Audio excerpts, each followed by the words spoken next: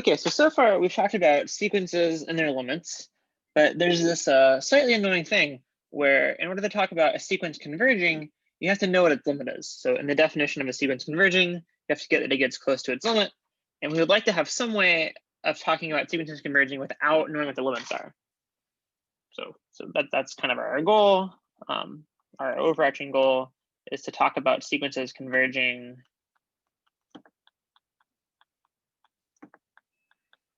without knowing their limits.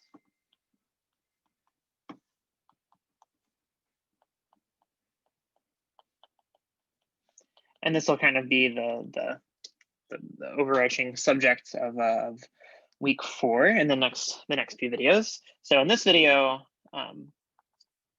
we're going to see one way to do this. We're going to talk about monotone sequences.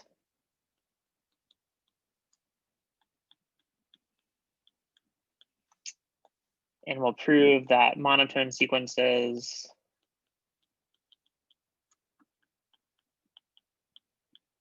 either converge or they diverge to plus or minus infinity.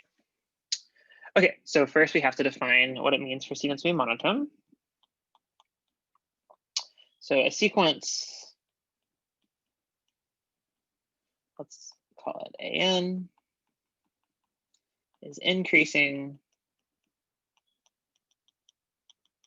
if for all I, we have that the ith term of the sequence is less than or equal to the ith plus first term of the sequence. It is decreasing if for all I, the ith term is bigger than or equal to the ith plus first term. And if it's increasing or decreasing, we say it's monotone.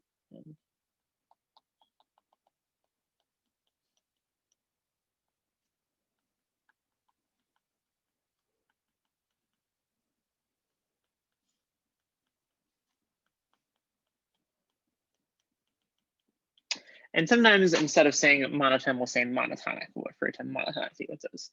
But it's monotone if it's only going in one direction. So if you plotted like a graph with like you plotted the points of the values of the sequence, as and it increases. If it was increasing, it's going straight up. And if it's decreasing, it's going down. It's not doing any of this stuff. So let's just to give a few examples. If I do like 1 over n plus 1, this is decreasing, and hence monotone. Something like I don't know, 2 to the n. N is an n. This is increasing, and hence monotone. And if I have the constant sequences, they're increasing and decreasing.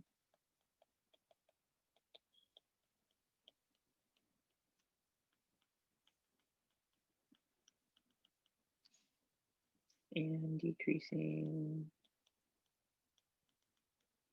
And if I have something like maybe like minus 1 over 2 to the n, this sequence, it alternates between being positive and negative. So it's oscillating around 0. So it's not increasing or decreasing. So it's not monotone. Okay.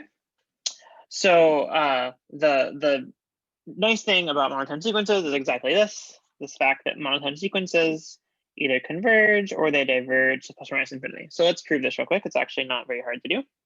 So here's the theorem. We'll do it in 2 parts. Well, I guess maybe one more definition, actually. So one more definition. We say that a sequence AN is bounded if the set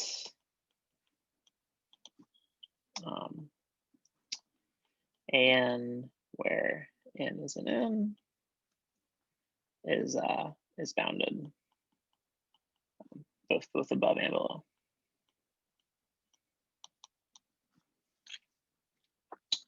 Good. Okay. So we have this set. If it has a least upper bound and a greatest upper bound, we say that the sequence is bounded. And so then the sequence is only kind of popping around in the middle of some it's popping around in some finite area. Okay, so now we can state the first theorem. So the first theorem is that bounded monotone sequences converge. And so this is this really nice fact. If you have a sequence and you can prove that it's bounded and prove that it's monotone, you know that it converges even if you don't know what its limit is. So you can talk about the sequence converging without knowing what the limit is. So and let me emphasize that before we talk about the proof is that this only holds it only holds for sequences of reals. So it's not true that bounded monotone sequences of, say, rational numbers converge in the rational numbers. So we'll use facts out of the real numbers here.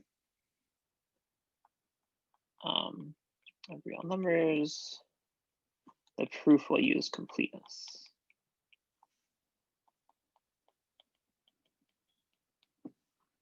Okay, so let's suppose that this sequence is monotone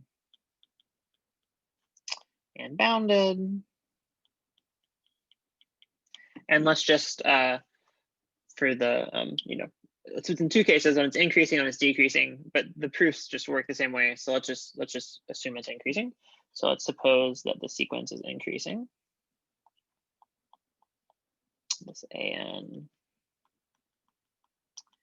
is increasing.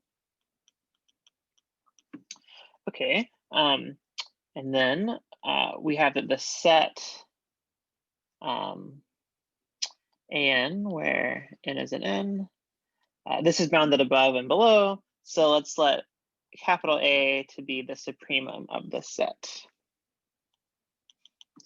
Okay, so my claim then that the limit as n goes to infinity of AN is equal to A. It's equal to the supremum. Okay, so let's prove that. So given any epsilon bigger than 0, let's recall from, I think this is on your second homework assignment, that there exists some AN, let's say A capital N, such that, or maybe we should emphasize that it's N, there exists some N, such that A minus epsilon is less than A sub N. Okay, so you showed that the number was the supremum if and only if for any epsilon.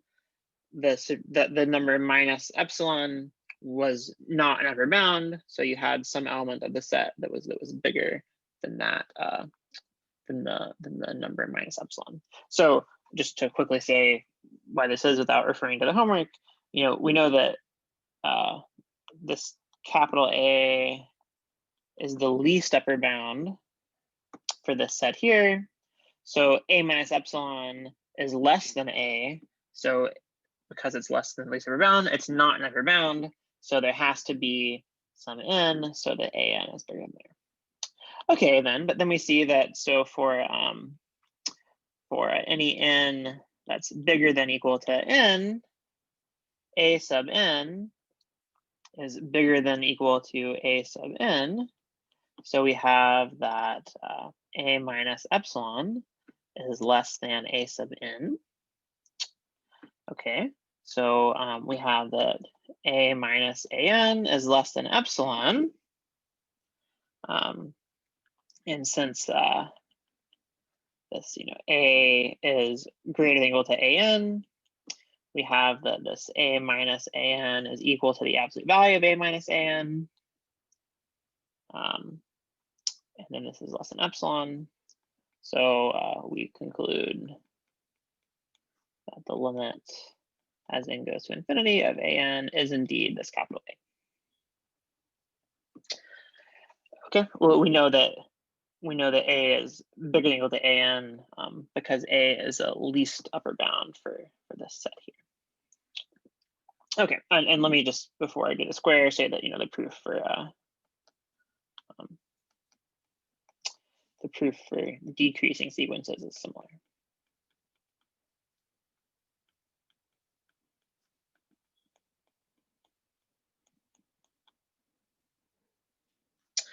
For decreasing sequences, you take that they're bounded below, you take the infimum, and then that infimum is the limit of the sequence.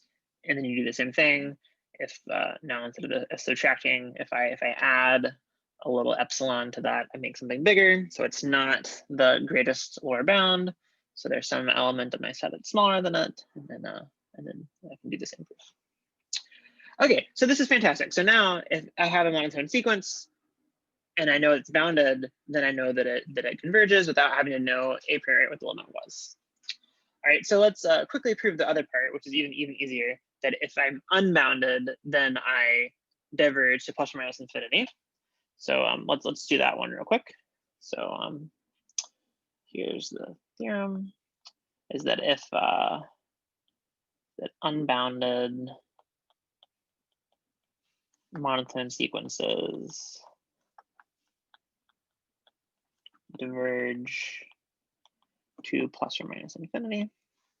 All right, so here's the proof. So suppose that my sequence an is increasing.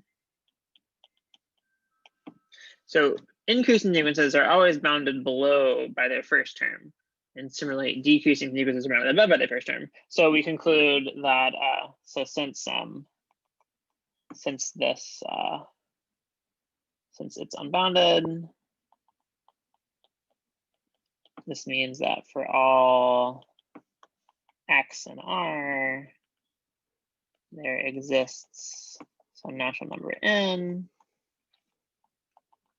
so that the nth term of the sequence is bigger than x.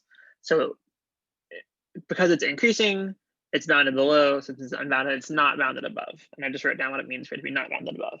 Okay, but for n that are bigger than with the capital N, we have that an is greater than or equal to a sub n.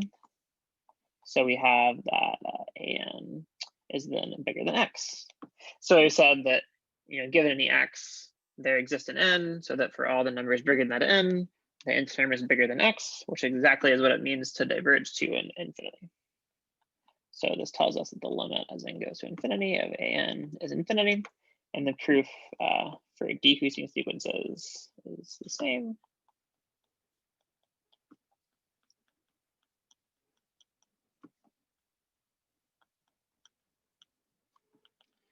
It's similar.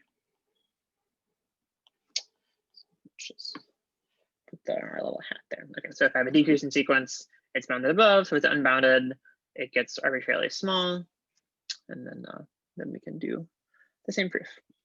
Okay, so we can always talk about monotone sequences either converging to a number or diverging to plus or minus infinity. All right, so let's do an example here, kind of showing the utility of this fact here. So here's this example.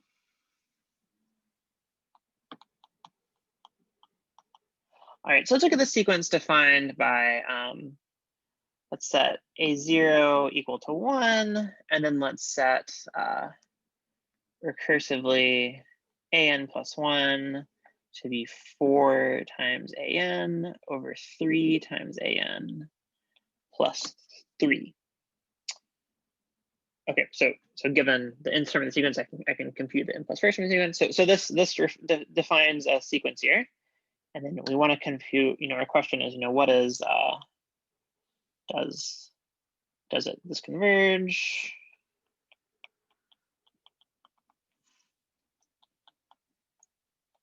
what is the limit? Okay, and let's just for a second, let's look at this limit as n goes to infinity of an. Okay, and let's call this capital A. Okay, but the limit, this is also the limit as n goes to infinity of a n plus 1. If I just change my indexing by 1, so instead of writing the 0th term, try to the first term, etc., I have the same tail of the sequence, so my limit will be the same. Okay, but then this is equal to the limit as n goes to infinity of 4an over 3an plus 3. Okay, so so this tells us that a is equal to the limit as n goes to infinity of 4an over 3an plus 3. So we have the limit as n goes to infinity of 4an over the limit as n goes to infinity of 3an plus 3.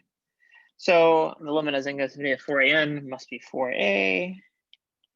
And then the limit as n goes to infinity of 3an plus 3 is 3a plus 3. So we get that a is equal to 4a over 3a plus 3.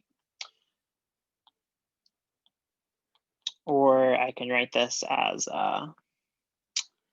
3a squared minus a equals 0.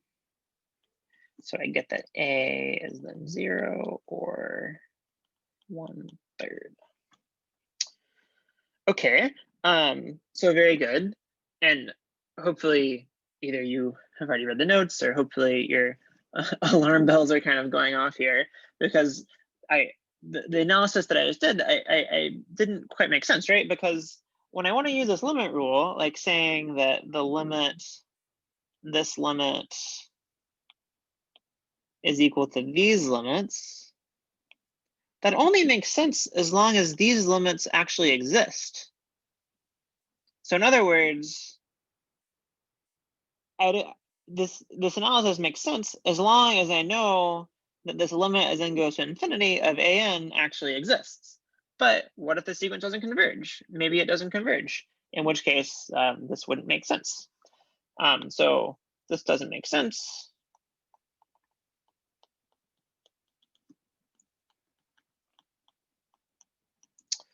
Unless we know that this limit as n goes to infinity of an actually exists.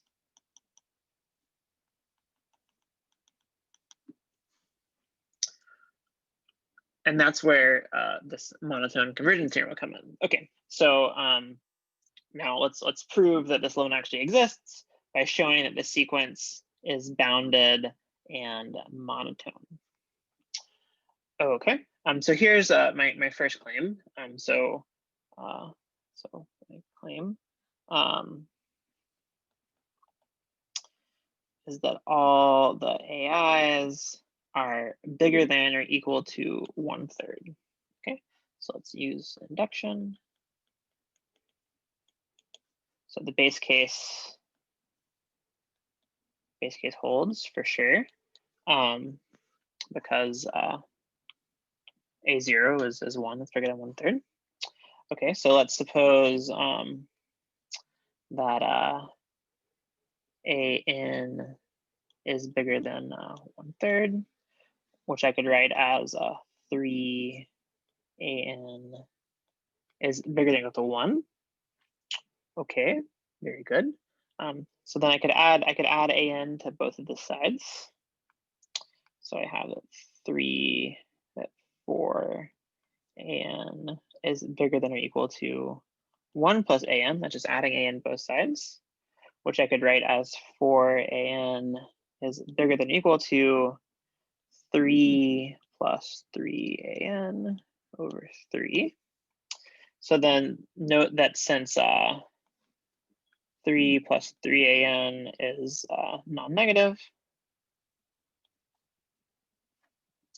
and that's that since all my AIs are non-negative, which you could also prove by induction.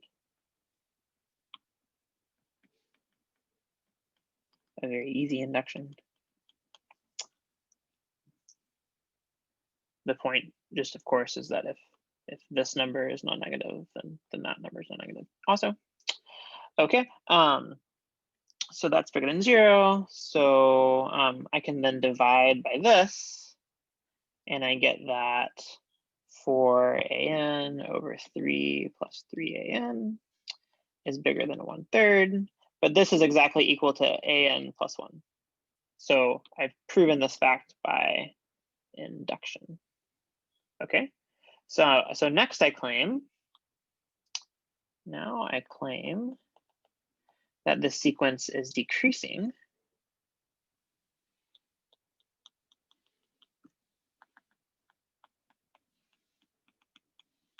Okay, so how can I do that? Well, I could take AI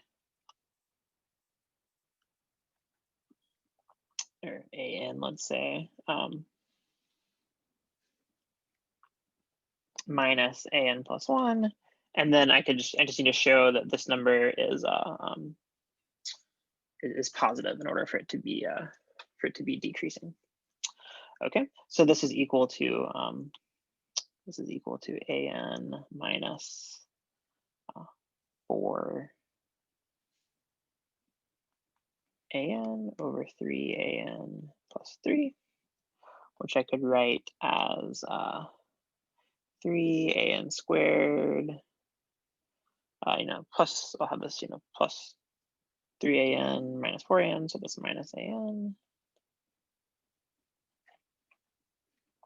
over an times 3an plus 3, which I could write as an times 3an minus 1 over an times 3an plus 3. And note that this part is positive. Let's circle that. It's greater than 0. Because all the ANs are positive. That part's positive. Sure. And I know that this, since this an is bigger than or equal to 1/3, I have that this 3an minus 1 is bigger than or equal to 0. So this tells us that an minus an plus 1 is bigger than 0. So we have that the sequence an is decreasing.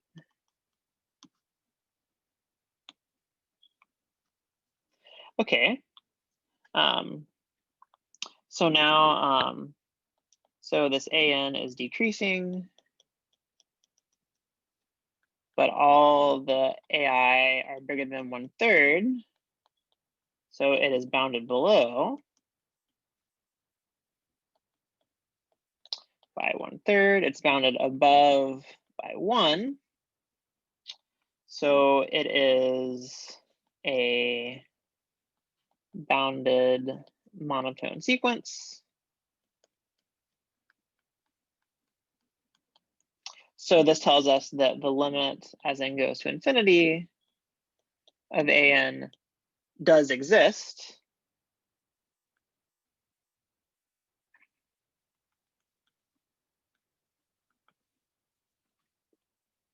So then this analysis I did in the beginning makes sense now, because I know that this limit exists and this limit exists. So I get that this limit exists. So a is equal to 4a over 3a plus 3. So I can solve for a. And then I see that since all of the terms are bigger than 1/3, the limit can't be 0, so it has to be 1/3. And we can conclude the limit as n goes to infinity of an is 1/3. So let's just outline what we did there again. We had this recursively defined sequence.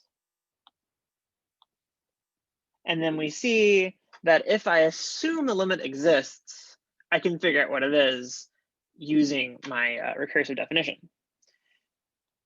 Okay. And then, but we feel a little funky maybe because when we're doing this whole thing, we didn't actually use this assumption on A0, right? The A0 is 1, but this does come up, in our induction, right? Like for showing that they're all bigger than 1/3. If this was smaller than 1/3, it wouldn't work. Our induction wouldn't work. Okay. But we see that if we assume the limit exists, then we can figure out, either the limit has to be that or it has to be that. But then we see we can use monotone convergence to figure out that the limit actually does exist. We can show that we're bounded.